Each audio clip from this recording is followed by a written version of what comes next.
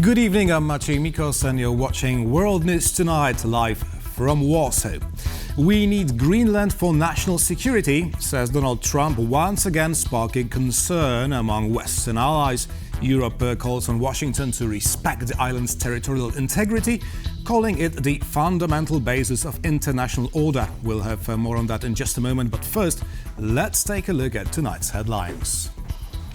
Russians strike Ukraine's energy grid and kill a 4-year-old. Poland announces its new defense strategy. And Finnish border guard patrols the Baltic Sea against Russia's hybrid threats. European leaders have responded to the latest American claims on Greenland, underlining the territorial integrity of the island and of Denmark. President Donald Trump stated that the US needs Greenland for its national security, naming Louisiana Governor Jeff Landry as his special envoy to the territory. Paweł Trzaskowski explains. This is the world's largest island. Take all the Balkan countries and they won't be even half as big as Greenland. But all its citizens would find a seat in the National Stadium in Warsaw, which holds up to 58,000 people. As the Arctic becomes a new area of competition between the world's superpowers, this autonomous territory of Denmark that plays a strategic role in the region was in Trump's crosshairs even during his first presidential term. In March this year, he sent shockwaves saying that the island will be acquired. One way or the other, we're going to get it. A flurry of support for Denmark followed, mostly from Europe. Greenland held general elections and all was quiet again until this week. We need it for national security. We have to have it.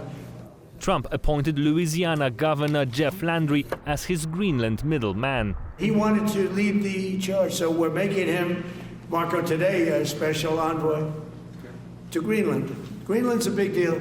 And Landry is already preaching the American way of life to the Greenlanders, mixing it with the Monroe Doctrine, a 19th century foreign policy that established US domination in the Western Hemisphere. That's the United States of America, because that's a flag that stands for liberty, opportunity, and security.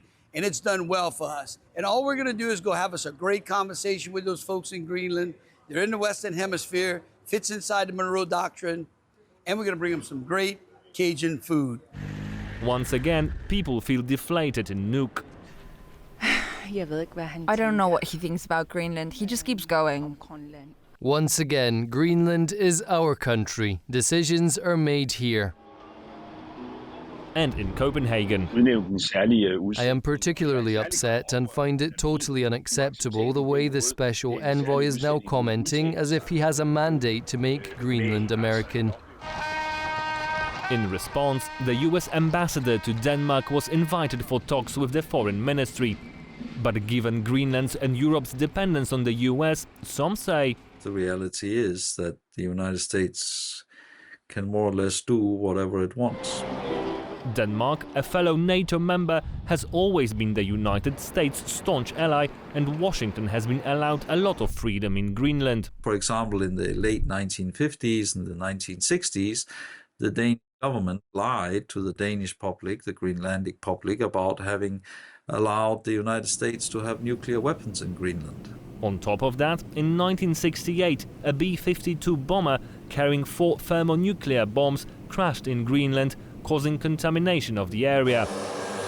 The US still operates its base, which is now part of US Space Force, but Washington believes the region could use more of its military presence and it wants to expand. However, it needs solid guarantees.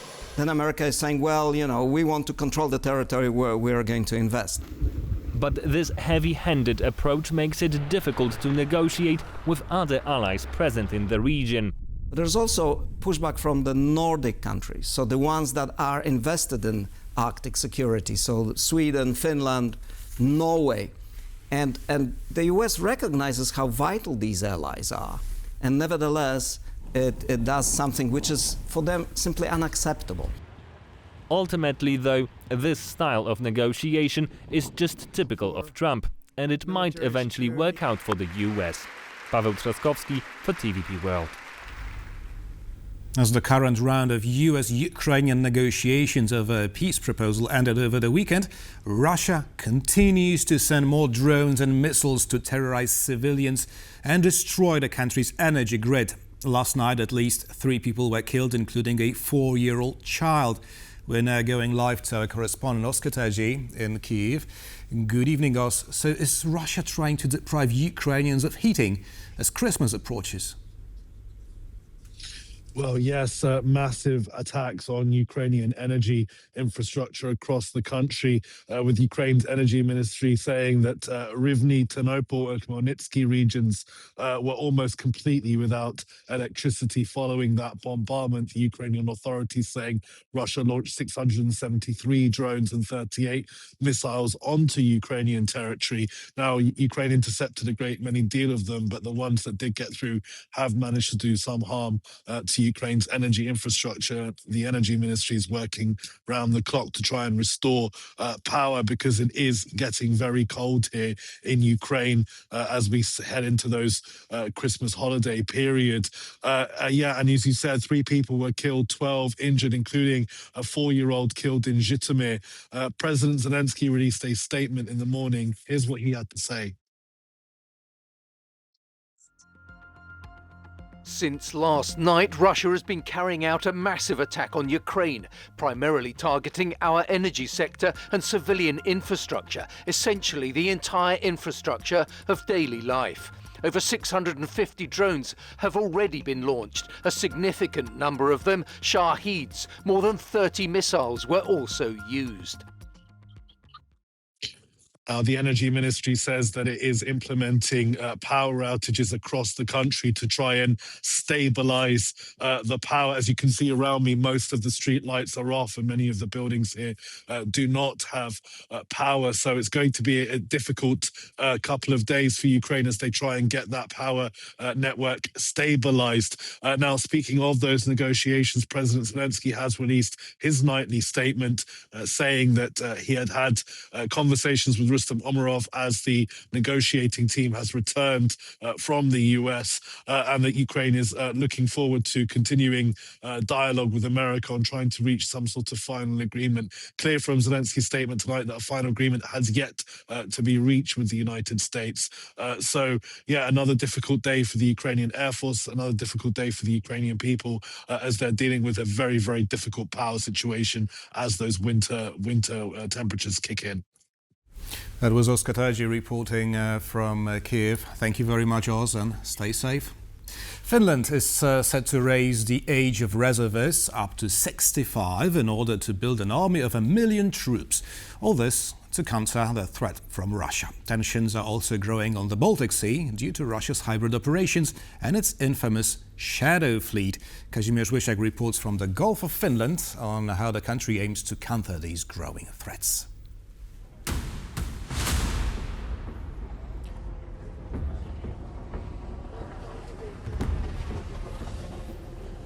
What you are seeing right now is the Special Operations Unit of the Finnish Coast Guard, and they are doing a demonstration how they are boarding a ship that they need to stop. These guys are tasked with checking for any illegal activities in the Gulf of Finland, and especially the biggest threat right now being the Russian shadow fleet.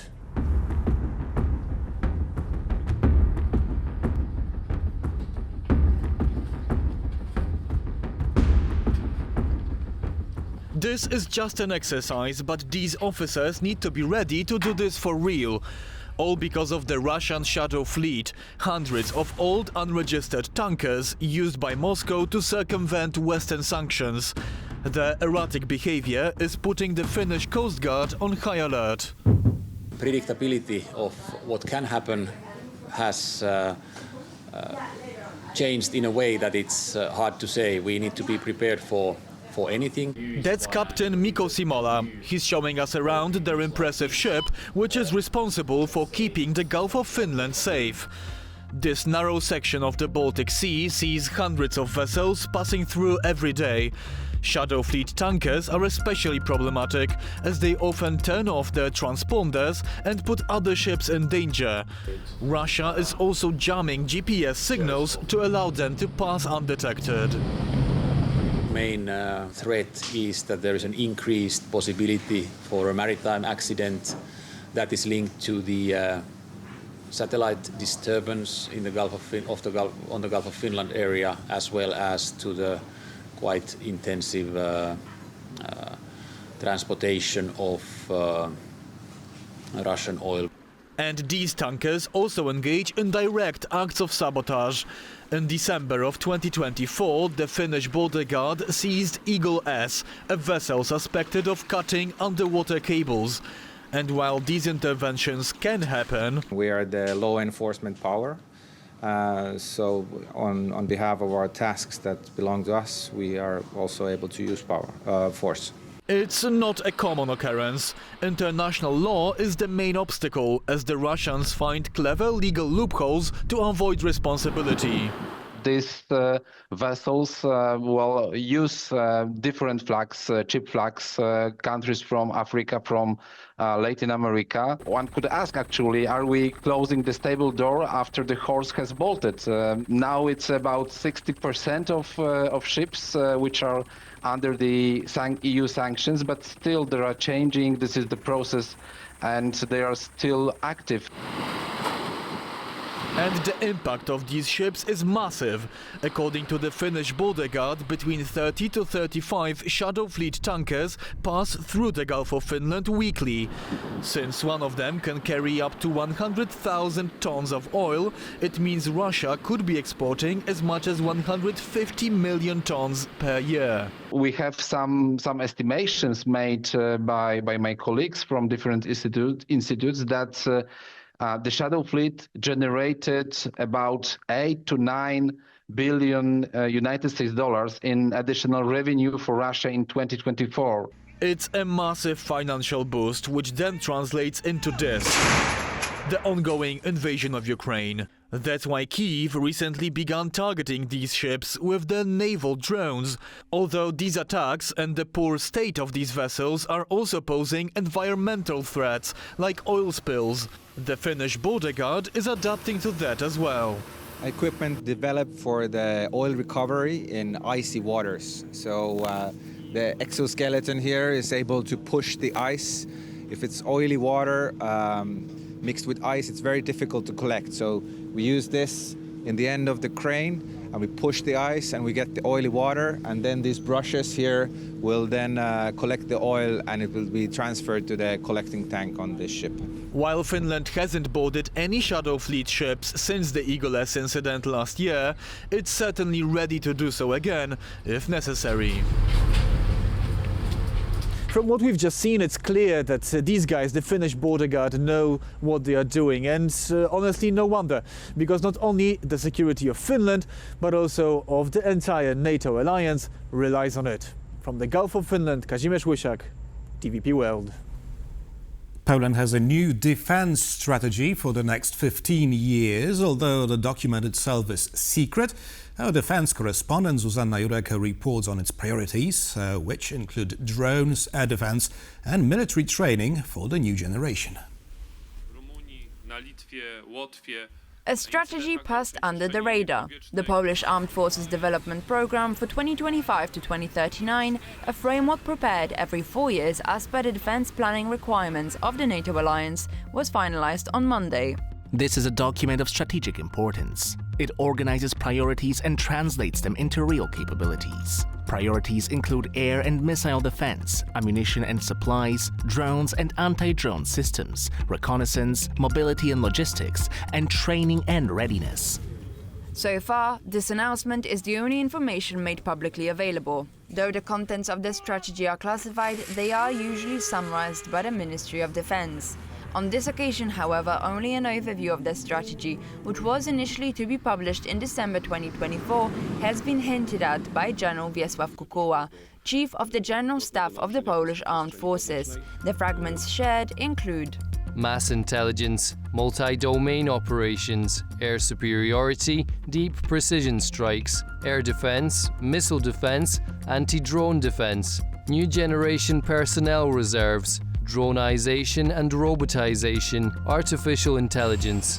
Apart from the year-long delay in finalizing the strategy, experts also note that this is only one of the tenets which constitute national defense planning. The Polish Armed Forces Development Program has been delayed by a year, and this delay is not something to be proud of. We are waiting for the publication of central material plans, which will form the direct basis for financing further expansion and modernization of the armed forces. There is a need to maintain consistency with the new National Security Strategy and Political Strategic Defense Directive, which are outdated and are due for an update. As such, the rearmaments and modernization efforts of the country's armed forces have been informed by the 2019 defense strategy, written before Russia's full-scale invasion of Ukraine. Poland's rearmament spending spree of the past 12 months thus seems largely unplanned. This appears particularly alarming in the face of the recent submission of 140 projects to be financed through the Security Action for Europe or Safe Loans program, which seeks to. Defense industry is very fragmented today. And the whole idea is to kind of pull together the demand by joint procurement, maybe from one or two suppliers in the supply chain, the European supply chain, European local content, and get less of fragmentation, more integration. And when submitting the application to the SAFE program, the Polish government skimmed over the details. Nearly 44 billion euros will be used to purchase drone equipment for East Shield. These were the efforts of our diplomacy over long weeks and months. And we finally received unequivocal acceptance from all of Europe. The East Shield, like our eastern border, is the common responsibility of the entire European Union. At present, it is unclear which details, if any, of Poland's defense strategy will become public. For TVP World, Zuzanna Jurek. Poland closes the year with a major defense sector deal with German arms manufacturing giant Rheinmetall. Polish startup company Satim will provide Germans with AI-powered satellite technology. Maciej Wilowski reports. In a deal that showcases the dynamism of Poland's defense industry, a Krakow-based startup will partner with the German defense giant Rheinmetall to provide the company with AI-based satellite technology. The technology provided by Satim Monitoring Satelitarne will be used to support the German Armed Forces Spock-1 satellite reconnaissance program. It's part of a $2 billion contract awarded by Germany's defense ministry to Rheinmetall in partnership with Polish-Finnish satellite maker ICEYE. The Federal Office of Bundeswehr Equipment, Information Technology and In-Service Support has commissioned Rheinmetall ICEYE Space Solutions to supply the German armed forces with space-based reconnaissance data via exclusive access to a synthetic aperture radar satellite constellation. Satellites equipped with synthetic aperture radar, or SAR, use powerful radar beams to generate detailed images of the ground under any adverse circumstances, whether at night or during poor weather. The contracts add to a record-setting year for Poland's defense sector. Last week, news outlet Rzeczpospolita reported that Poland's two biggest defense contractors, the government-owned Polish Armaments Group and privately owned WB Electronics, earned a combined 6 billion euros in sales this year. If you look at how much we've grown in the last few years, it's been spectacular growth in terms of the number of sales, the number of people that we've brought in, but I think the opportunities are limitless. By far the biggest share, totaling 4.7 billion euros, was earned by the Polish Armaments Group, one of the biggest suppliers to the country's military. And with the Polish government pledging a record 47 billion euros in defense spending for next year, equal to 4.8% of the country's gross domestic product, those revenues are set to rise further. Efforts to boost defense spending are also underway in Germany. Germany is ready, must be ready to take on more responsibility for security in Europe. It's an effort that Rheinmetall, the country's biggest arms manufacturer, has committed itself to. For 30 years we have invested too little, far too little. We have reaped a paced dividend that is probably worth over 500 billion euros over these years, and we must now invest it. And it is now being invested, because without these investments we will not be able to defend ourselves. With Europe rearming, contracts like the one between Rheinmetall and Saddam could become all the more common in the years ahead, helping NATO member states achieve their defense spending targets. Maciej Wilowski for TVP World. The trilateral Russia-Ukraine-US negotiations over the weekend brought no breakthrough in peace talks.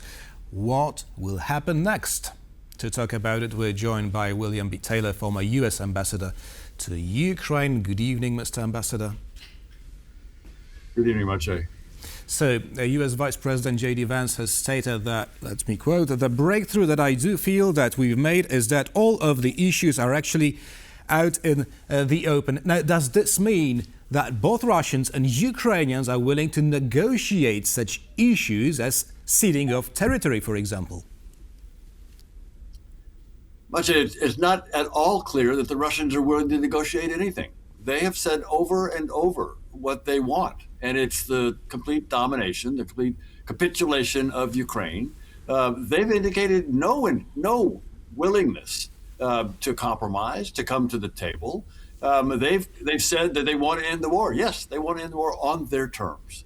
The Ukrainians, on the other hand, have been negotiating in good faith, and they've made some proposals, some suggestions, and come to some agreements with the Americans. It's the Americans, Ukrainians, with Europeans have agreed. It's now up to the Russians, and it's the only way to get the Russians to agree is going to be put pressure on Putin. Right. Now, Ukrainians claim that peace plan negotiations are going well, but remain skeptical whether peace can be really reached. Now, what is the general climate, what is the feeling among Donald Trump's administration members concerning peace talks? Now, aren't Americans simply upset with the slow progress of talks? Everybody wants these talks to proceed more quickly, not least the Ukrainians. The Ukrainians want it more than anyone. Yes, the Americans are eager to get a deal, getting an agreement, and the obstacle for both the Ukrainians and the Americans and the Europeans is Russia. Russia has not indicated any willingness to make any compromises, any agreements, any moves toward a ceasefire. So yeah, everybody wants it soon, and the Russians are the problem. Talking about the problem, now Moscow claims that the next round of negotiations with the US will be possible in spring of 2026. Now, so the war will drag on at least until then. Now, meanwhile, the US has the US Senate has prepared bills with sanctions to put more pressure on Russia. Will Donald Trump finally give them the green light it needs? We will see. We will see. You're exactly right. The U.S. Senate has given strong support for these sanctions on any nation that buys Russian oil. 500% tariffs. So there's strong support for Ukraine in the U.S. Senate and among the American people. When you do the polls, the American people are also strongly supportive of Ukraine and oppose the Russian invasion. So yes, Donald Trump can give the go-ahead. I'm about to say, Donald Trump can actually do this himself. He could put these tariffs on, and indeed has put some tariffs on.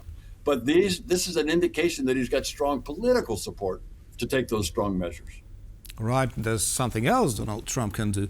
Senator Lindsey Graham, who prepared the sanctions on Russia bill, is also calling for Patriot missiles to be sent to Ukraine if Putin rejects the latest peace proposal. So do you see it really happening? I do. I think the Patriot missiles are going to be sent. The Europeans have, just as you well know, have been reporting $100 billion, over $100 billion for the Ukrainians to buy weapons, among other things. And some of those weapons are going to be Patriot missiles. Others are going to be Tomahawks, I expect, these long-range cruise missiles. This will allow the Ukrainians, first of all, defend themselves with the Patriots, and second of all, attack military targets deep into Russia with these Tomahawk missiles that will disrupt the aggression that the Russians are imposing on the Ukrainians. Now, Vladimir Putin is obviously doing his best to break the European-American alliance, calling Europeans warmongers, among others. But Donald Trump himself is adding fuel to the fire, once again claiming that the US needs Greenland for its national security. Why has the whole thing erupted again right now, before Christmas? You're right. It makes no sense.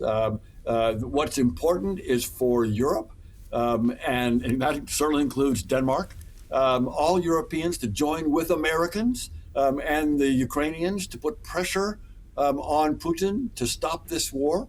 That's what needs to happen. That should be the focus. These other issues should not get in the way.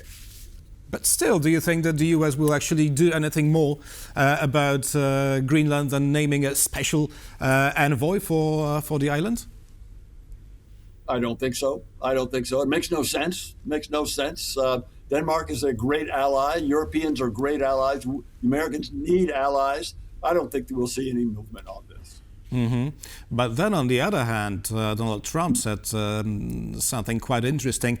Now, that the US is really concerned that some world power may take over Greenland, as the president has spoken of Russian and Chinese ships surrounding the island. So, is it so that that Washington is afraid of a possible military invasion on Greenland?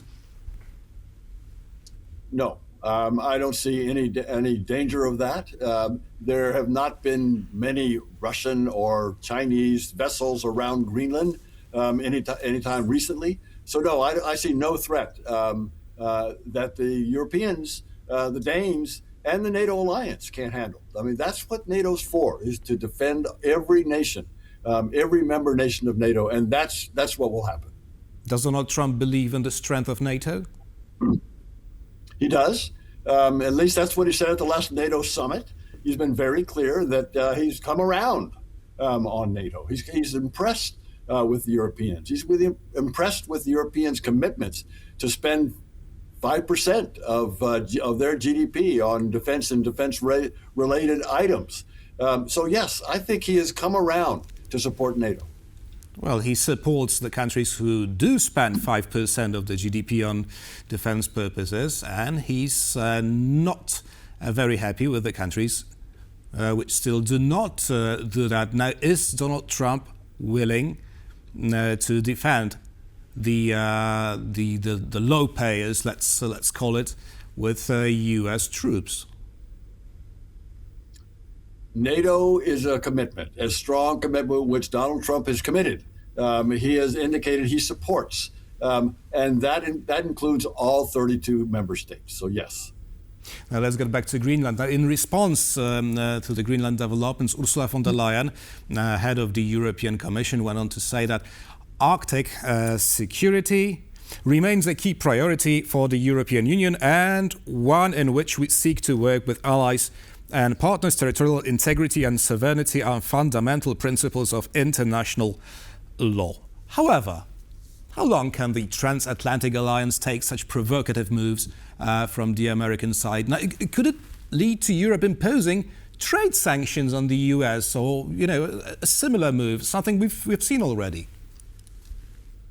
I don't think so, Maciej. I don't think so. I think we're going to see the Americans coming around to understand that Greenland and Denmark and Europeans and all NATO members have a common purpose and have a common enemy, and that's Russia. And the support for the Ukrainians as they fight that common enemy will be the unifying force. So the very last question about Russia. Europe is convinced that Russia will remain an aggressive state to NATO countries. Finland, for example, is extending the age of reservists up to 65 years to have a million troops army. Poland is publishing its new military strategy. Is anyone taking seriously Moscow's propaganda that has absolutely no intentions to attack Europe? No one should be paying any attention to that line coming out of the Kremlin. All they have to do is look at what the Russians have done to Ukraine for the past nearly 4 years. It's actually 1,399 days, Maciej, that the Russians have been invading, have been bombarding the Ukrainians. And the Europeans know the Russians better than Americans, I will tell you that. And the Finns know the Russians as well as anyone. The Finns have experience with the Russians, and they are not going to take this line coming from the Kremlin seriously. William B. Taylor, former U.S. ambassador to Ukraine, was our guest this evening. Thank you very much, Mr. Ambassador. Thank you, Maciej, for having me. And thank you for watching, and stay with us for more interviews and news here on TVP World.